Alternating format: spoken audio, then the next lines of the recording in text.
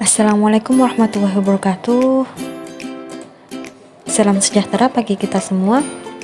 Bagaimana kabar adik-adik semua? Semoga kalian sehat selalu ya. Perkenalkan dulu ya, nama saya Sajidah Rahma dan teman saya bernama Bu Saidah akan menjelaskan tentang materi IPA kali ini. Sebelum kita memulai materi pada hari ini, marilah kita berdoa terlebih dahulu.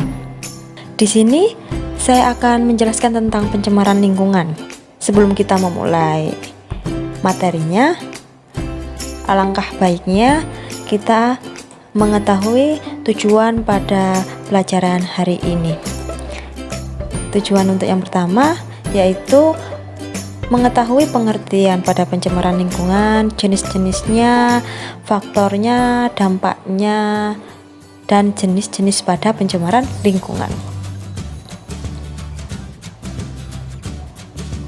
Ya, coba kalian baca terlebih dahulu di sini. Kalau sudah, kita mulai ya pelajaran pada hari ini. Kita akan membahas tentang macam-macam pencemaran lingkungan, sumber-sumbernya, faktor penyebabnya, serta dampaknya. Pencemaran lingkungan. Apa itu sih pencemaran lingkungan?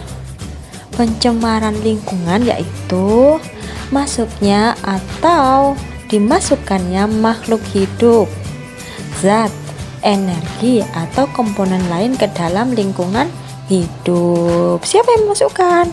Yaitu kegiatan pada manusia, sehingga kualitasnya turun sampai ke tingkat tertentu yang menyebabkan lingkungan hidup tidak dapat berfungsi dengan baik. Nah, di sini ada jenis-jenisnya. Jenis-jenis pencemaran lingkungan itu ada 3. Untuk yang pertama, pencemaran air. Untuk yang kedua, pencemaran udara. Dan yang ketiga, pencemaran tanah. Kita bahas satu persatu dulu ya. Yang pertama, pencemaran air. Nah, di situ sudah terlihat dari gambar ini. Kalian sudah bisa mengetahui kalau air pada sungai itu tercemar sehingga menyebabkan ikan atau makhluk hidup yang ada di air itu tidak berfungsi sebagai semestinya atau akan mati. Apa yang menyebabkan air itu tercemar? Untuk yang pertama, karena limbah industri. Kalian pasti sudah tahu, limbah industri itu sangat berbahaya. Apalagi kalian memakai air yang di dekat limbah industri. Contohnya seperti sungai yang dekat dengan pabrik, itu pasti airnya tercemar. Nah, ya. Untuk yang kedua, limbah rumah tangga. Setiap rumah pasti memiliki limbah rumah tangga. Nah, kenapa kok bisa seperti itu? Karena limbah tersebut berasal dari bahan organik, bahan anorganik. Contohnya, bahan organik itu apa sih? Seperti sayuran-sayuran yang sudah tidak dipakai lagi, pastinya kan dibuang. Nah, itu termasuk limbah bahan organik. Kalau limbah anorganik, contohnya seperti apa? Plastik-plastik atau apa ya? Banyak sekali kalau limbah anorganik. Untuk yang ketiga, limbah pertanian. Dari mana limbah pertanian itu berasal? Dari penggunaan pestisida yang berlebihan. Dampaknya apa? Pastinya ada dampaknya. Dampak ketika air tercemar itu apa? Penurunan kualitas lingkungan. Semula airnya jernih, ketika airnya tercemar menjadi keruh airnya dan tidak bisa dipakai lagi. Lalu gangguan pada kesehatan manusia atau kesehatan makhluk hidup. Contohnya seperti tadi, ketika sungai itu tercemar, maka ikan-ikan yang ada di sungai tersebut juga akan ikut tercemar juga dan mengakibatkan ikan itu mati. Sudah paham? Nah, bagaimana sih cara-cara penanggulangan pada pencemaran air? Untuk yang pertama, pembuatan kolam stabilisasi. Jadi, air yang sudah tercemar itu dimasukkan ke dalam kolam stabilisasi. Apa itu sih kolam stabilisasi? Stabilisasi itu kolam yang menetralkan air yang sudah tercemar sebelum dialirkan ke sungai. Jadi, ketika air yang sudah masuk ke dalam kolam stabilisasi, tentunya airnya lebih jernih daripada air yang sebelumnya. Untuk yang kedua, IPAL. Pasti kalian jarang ya mengetahui apa itu IPAL. IPAL itu instalasi pengolahan air limbah. Hampir sama seperti pembuatan kolam stabilisasi. Yang membedakan apa? Dari cara pengolahannya. Pada IPAL, pengolahannya itu melalui 3 tahapan. Untuk yang ketiga, pengelolaan ekskreta. Nah, ini untuk yang selanjutnya adalah pencemaran udara. Apa itu sih pencemaran udara? Kondisi di mana kualitas udara menjadi rusak dan terkontaminasi oleh beberapa zat. Zat apa itu? Contohnya seperti asap rokok termasuk pencemaran udara, atau asap pada kendaraan bermotor. Seperti di kota-kota kan banyak sekali yang memakai sepeda motor, mobil, truk. Nah, itu udara di sana pasti tercemar. Karena apa? Banyak asap-asap rokok yang mengganggu kesehatan manusia. Di sini macam-macam pencemaran udara itu ada 2. Untuk yang pertama, pencemaran udara primer. Apa itu? Pencemaran yang disebabkan langsung dari sumber pencemar. Contohnya seperti aktivitas pembakaran oleh manusia. Untuk yang kedua, pencemaran udara sekunder, yaitu pencemaran yang disebabkan oleh reaksi antara substansi pencemar udara primer yang terjadi di atmosfer. Contohnya seperti pembentukan ozon yang terjadi dari reaksi kimia partikel-partikel yang mengandung oksigen di udara. Faktor penyebab dari pencemaran udara, contohnya seperti aktivitas alam. Aktivitas alam ini yang dibuat oleh alam loh ya, tidak dibuat oleh manusia. Contohnya apa? Gunung yang meletus, kebakaran hutan dan lain-lain. Beda ya antara kebakaran hutan yang disebabkan oleh alam dengan kebakaran hutan yang disebabkan oleh manusia. Beda lah ya. Untuk yang kedua, aktivitas manusia. Nah, seperti yang tadi Bu Rahma jelaskan, contoh dari aktivitas manusia yaitu pembakaran sampah, asap-asap industri, kendaraan, asap rokok, dan yang lain-lain. Sekarang dampak dari pencemaran udara. Untuk yang pertama, pasti dari kesehatan. Bisa jadi kalian sesak nafas ketika menghirup udara yang tidak segar, pusing. Itu kesehatan bagi manusia. Kalau yang bagi tumbuhan, tumbuhannya akan rusak. Lalu efek rumah kaca. Yang selanjutnya, rusaknya lapisan ozon. Nah, kita sudah lanjut ke pencemaran tanah ya.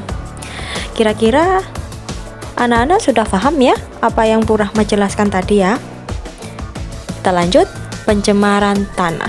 Pencemaran tanah itu suatu keadaan di mana bahan kimia buatan manusia masuk dan mengubah lingkungan tanah alami. Contoh seperti kalau pencemaran tanah itu kebanyakan ada di pertanian ya, seperti penggunaan pestisida yang berlebihan, seperti itu. Nah, ini faktor penyebab dari pencemaran tanah. Yang pertama, limbah domestik. Apa itu? Limbah yang berasal dari pemukiman penduduk. Untuk yang kedua, limbah industri. Nah, limbah industri ini sangat banyak sekali, bisa mencemari air, bisa mencemari tanah, juga bisa mencemari udara. Jadi sangat banyak sekali kekurangan pada limbah industri. Untuk yang selanjutnya, limbah pertanian. Dampak dari pencemaran tanah. Yang pertama, dampak untuk kesehatan, sakit kepala, pusing, letih, iritasi mata, dan ruam kulit dikarenakan polutan bahan kimia. Untuk yang selanjutnya, ekosistem. Dampak dari pencemaran tanah ini mengganggu beberapa hewan arthropoda yang ada di tanah. Contohnya seperti cacing atau yang lain. Untuk yang selanjutnya, pertanian. Sudah dijelaskan ya tadi. Cara pencegahannya bagaimana? Yang pertama, membuang sampah pada tempatnya. Kalian kalau tidak membuang sampah pada tempatnya, itu akan merugikan kalian sendiri. Mulai sekarang harus saling mengingatkan. Ketika membuang sampah, jangan sampai di sembarang tempat. Apalagi sudah ada tempat sampah yang organik, tempat sampah yang anorganik. Jadi itu harus dipisahkan. Untuk yang kedua, mengolah sampah organik menjadi kompos. Yang ketiga, penggunaan pupuk pestisida sesuai aturan. Penanggulangannya bagaimana? Yang pertama, kegiatan remediasi untuk membersihkan permukaan tanah yang tercemar. Untuk yang kedua, bioremediasi, menjelaskan apa itu pencemaran lingkungan, macam-macam pencemaran lingkungan, faktor penyebab dari pencemaran lingkungan, lalu dampaknya ketika terjadi pencemaran lingkungan, serta bagaimana cara pencegahannya. Apa ada yang ditanyakan? Jika ada yang ditanyakan, segera menghubungi guru mapel masing-masing ya. Nah, sekarang kita akan mengadakan evaluasi. Yuk. Untuk pertanyaan yang pertama, kira-kira jawabannya apa sih? Peristiwa masuknya zat atau komponen lainnya ke dalam lingkungan perairan sehingga kualitas air terganggu disebut pencemaran? Kalian pilih ya. A. Air, B. Udara, C. Tanah, D. Suara. Pilih ya. Silahkan tulis di buku. Untuk yang kedua, jenis limbah pertanian yang dapat mengakibatkan terjadinya pencemaran lingkungan adalah A. Sisa makanan, B. Minyak, C. Pestisida, D. Deterjen. Untuk yang ketiga, suatu zat yang menyebabkan terjadinya pencemaran disebut, wah gampang sekali. Tadi sudah Bu Rahma bahas ya. A. Sampah, B. Polusi, C. Limbah, D. Polutan. Yang keempat, salah satu cara mengatasi pencemaran lingkungan yang diakibatkan oleh limbah pabrik adalah A. Mengolah limbah pabrik sebelum dibuang, B. Menutup industri bahan kimia, C. Membuang limbah pabrik sedikit demi sedikit, D. Membatasi penggunaan bahan kimia. Soal yang kelima, berikut ini yang bukan merupakan dampak negatif dari pembuangan limbah padat. A. Menurunkan kualitas tanah, B. Mengurangi keindahan lingkungan, C. Kesuburan tanah meningkat, D. Berkembangnya berbagai penyakit. Oke, kita sudah selesai membahas materi pencemaran lingkungan hari ini. Jangan lupa anak-anak, soal tadi kalian kerjakan pada buku. Kalian tulis soal beserta jawabannya. Diberi identitas siswa seperti nama, kelas, serta absensi. Alhamdulillahirrabbilalamin, sudah selesai pelajaran hari ini. Semoga apa yang Bu Rahma sampaikan bermanfaat. Terima kasih atas waktunya. Saya akhiri. Wassalamualaikum warahmatullahi wabarakatuh.